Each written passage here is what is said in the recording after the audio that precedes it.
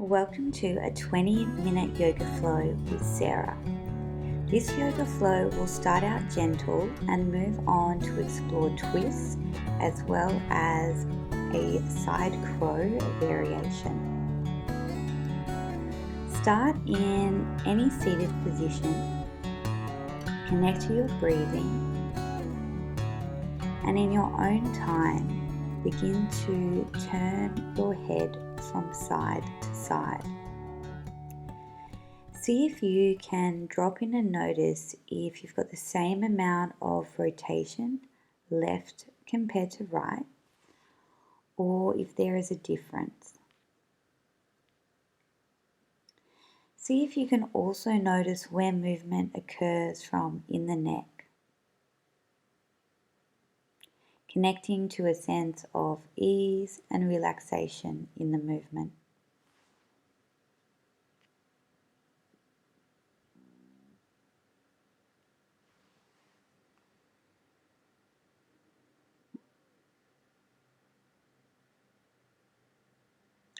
Return your head now to center and begin moving your head in a side bending direction. Taking your ear to the shoulder, and once again noticing if there's any difference in the amount of side bending left compared to right.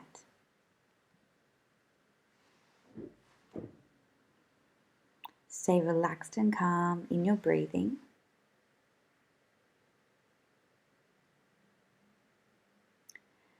Moving on, now begin taking the chin towards the chest, and then, if it's comfortable for you, extending the neck up.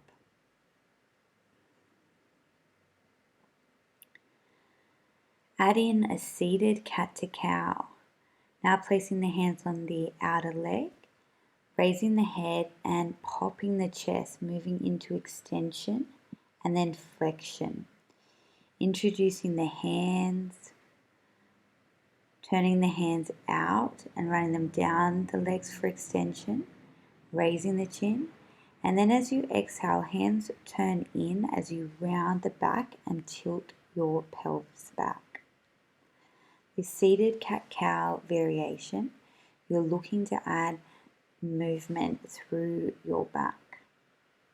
We'll now interlock the fingers, turn the hands out and raise the arms in line with the ears, pushing the ceiling away. Exhale, release the arms to shoulder height and prepare to move into a seated twist. Taking your left arm forward and your right arm behind the body and then gazing over the right shoulder. You can raise the left ear to further work through the side of the neck in a twist. But just be sure to take a few breaths in the position, giving the body time to really open up. Release the head back to center, back arm over the top. Inhale, raise your arms up. Exhale, release the arms to shoulder height. Twist to the opposite side. Right arm on the knee, left arm behind the body. Introduce the neck into the twist, gazing over the back shoulder. And then raise the right ear if that feels comfortable for you.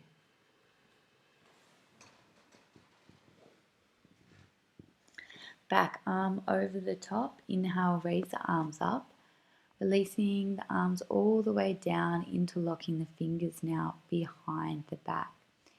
Inhale, raise your chest, raise your chin, open the back.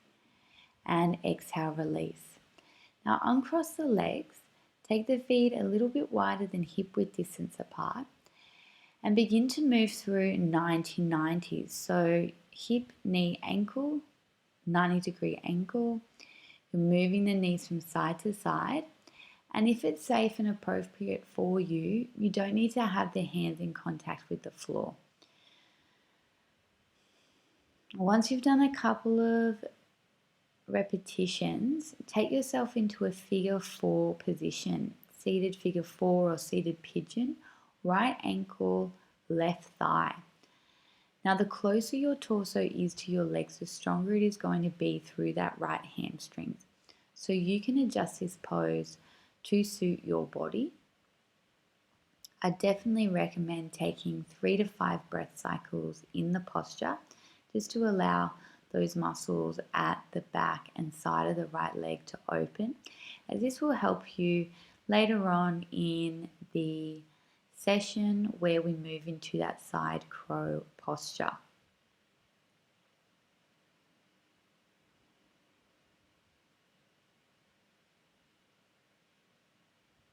Relax natural breathing, release, swap over, opposite side, left ankle, right thigh, coming up onto the fingertips and potentially moving your torso closer to the legs if you want to have a stronger sensation through the left hamstring. Now it's important in this posture, as best as you can, you want to drive your left knee down. So you've got to activate that left glute a little bit in the posture to get that external rotation. Again, staying in the position, 3 to 5 relaxed diaphragmatic breaths, getting your belly moving in all directions and also allowing the pelvic floor to move as you breathe. You don't have to consciously think about this, but it's definitely something that I incorporate into my yoga practice if I'm wanting to achieve a real deep level of relaxation. We're now going to move into Gomukasana. Now this is a really strong position for the outer hip. You're stacking the knees and allowing the feet to be in line, and if this is too strong for you, you can move into a Ardha Matsyendrasana foot position. Otherwise, stacking your knees, feet in line, whatever knee is on top, you want to plonk the opposite hand down, opposite hand on top, and again 3 to 5 relaxed breath cycles in the posture. Now remembering where we are aiming for a 5-second breath ratio as kind of an average. So you are wanting to breathe nice and slow, 3 deep breaths, forward, back, out to the sides, up and down.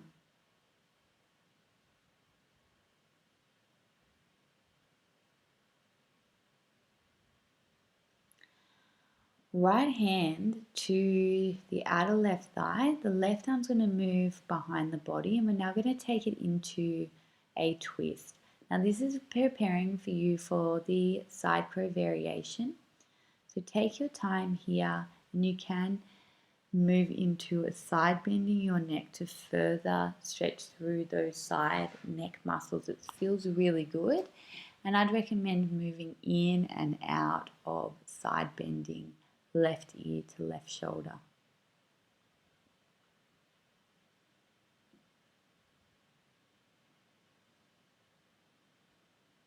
Releasing out of the position, leaning back, uncross the legs, swap over opposite side. Ardha Matsyendrasana leg variation if it's too strong. Otherwise, stacking the knees on top of one another, aligning your feet. You might have to shift the glutes out of the way, and then whatever knee's on top, you plonk the opposite hand on top, stacking the wrists and sitting in your meditation seat, which is what this posture really is, as well as being that outer hip target. You want to take your relaxed 3 to 5 breath cycles, meditating on sensation, felt sensation in the body, allowing belly to move, back, obliques, pelvic floor.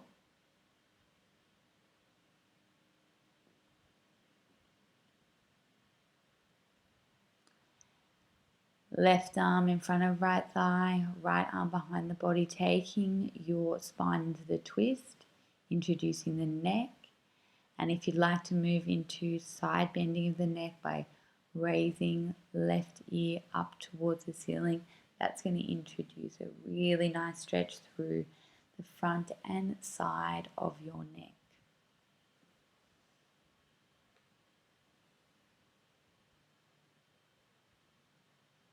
Releasing now back to center, stacking the wrists on top of one another.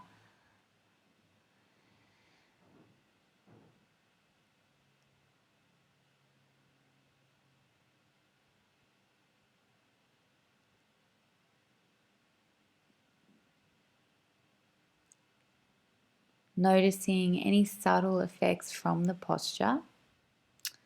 And then preparing to transition. We're going to take it into an all fours position on the mat. So fingers nice and wide. Stacking your joints, wrist, elbow, shoulder, knee and hip. You can now begin to move through the cat-cow in the all fours position.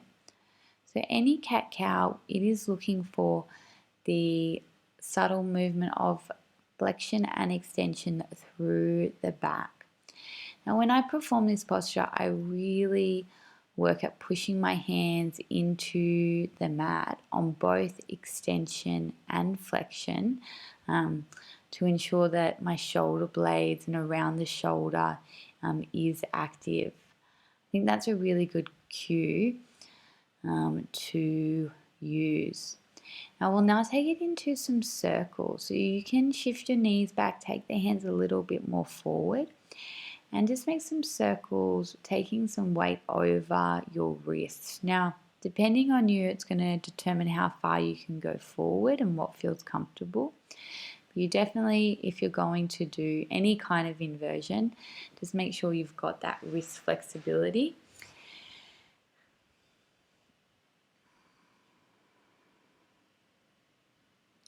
Exhale, round the back. Walk forward a little bit on the mat, tuck the toes, lift the knees. We're shifting back into our Ardha Mukha Savasana, the downward facing dog position. Now let your head hang. Make sure those fingers are nice and wide. And if you are feeling tightness through the back of the legs, through the hamstrings, you can walk alternate heels to the floor. And do this rhythmically. Anywhere from 5 to 10 repetitions is appropriate. Inhale, come forward into a plank position. We're going to lower the knees, untuck the feet, exhale down all the way. Roll the shoulders back, inhale the chest. Keep that neck in line with the spine. Lower the chest down, tuck the toes, push back into the child's pose on exhalation. Inhale all fours. Exhale to the downward facing dog. We're going to move through that about 2 more times. So inhaling forward, knees, feet, body, shoulders roll. Inhale, gaze is down. Exhale, lower chest, tuck toes, press up, back. Inhale. Exhale. Inhale, rolling forward. Lower the knees, top of feet, body, shoulders roll. Chest raises using back muscles. Chest lowers, tuck toes. Shift back, round the back as you exhale. Now you can take an extra breath here in your child's pose, just calming any tension back down.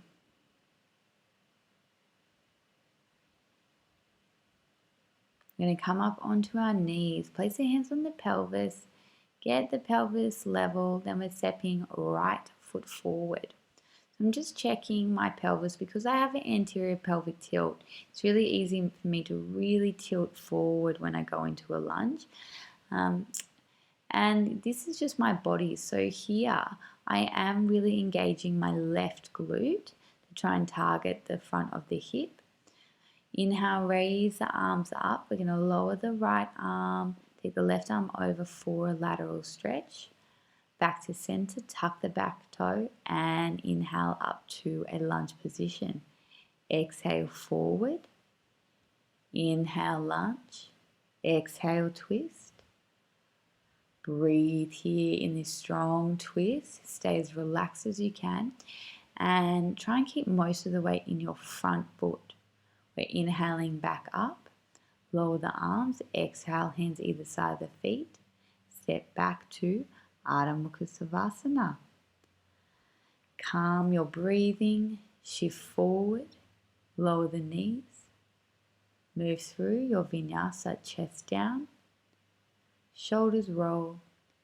Inhale, chest up. Exhale, lower the chest, tuck the toes. Shift back into your child's pose position.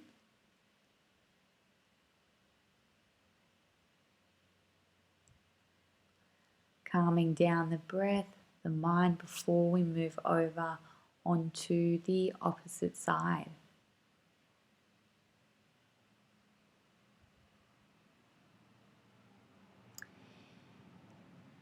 Come up onto your knees. Step the left foot forward, top of right foot in contact with the mat.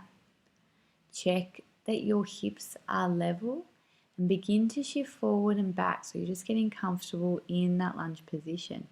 Now you do need to engage the glute of your right leg to open up the front of your hip. Inhale, raise the arms. Exhale, lower left arm, move into a side bend.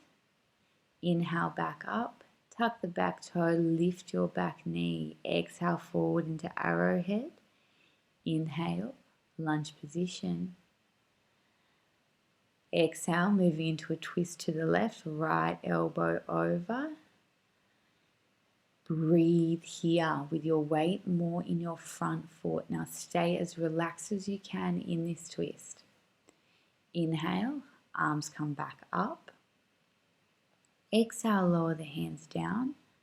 Step back into your Ardha Mukha Savasana.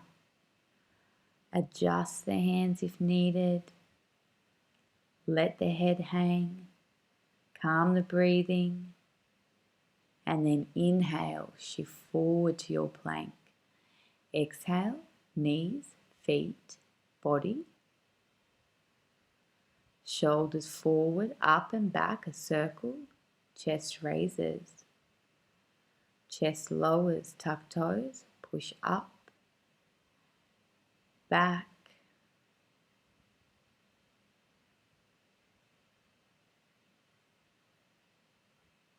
Relax breathing, letting go of tension here.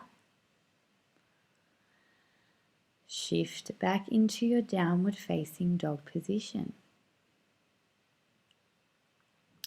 We're going to raise the heels high, drop the heels over to the right side for a twist in the downward facing dog. Hold the position and breathe here. Really shifting the pelvis to the right side to get that lengthening sensation. Inhale, heels up and heels over to the left. Relaxed breathing. Return your heels back to center. Step the feet forward, cross the shins, sit down on the mat. Gentle forward fold, soft knees, lay the torso on the thighs, calming down your breathing. So this is important because in a moment we're going to be attempting the side crow position, and you want to make sure that before you move into the side crow that you're nice and relaxed. Start by transitioning your legs into the Gomukasana position.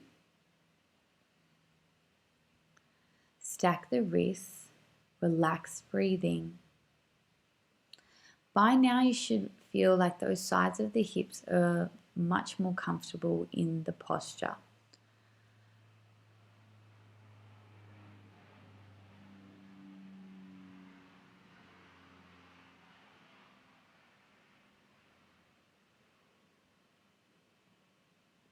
The breath is long and relaxed.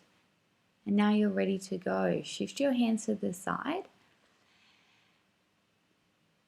Hands are shoulder width. You're seeing if you can lay your right thigh on the shelf of your arms. Now gaze out to the side, and naturally, if you're ready, you'll be able to take the feet off the floor and perhaps extend your legs. I'm pretty wobbly here. Some days are more stable than others, but you've just got to take it as it comes. Lower down, relax natural breathing in your gentle forward fold. Now with all arm balances, you really will notice it's going to fluctuate, especially if you're a woman, and in terms of your cycle, you're going to have some weeks that you're really stronger than others. And men generally have a larger upper body and broader shoulders, so arm balances can be much easier to master for cis males. Stacking the wrists on top of one another, relax natural breathing, you're calming your body right down.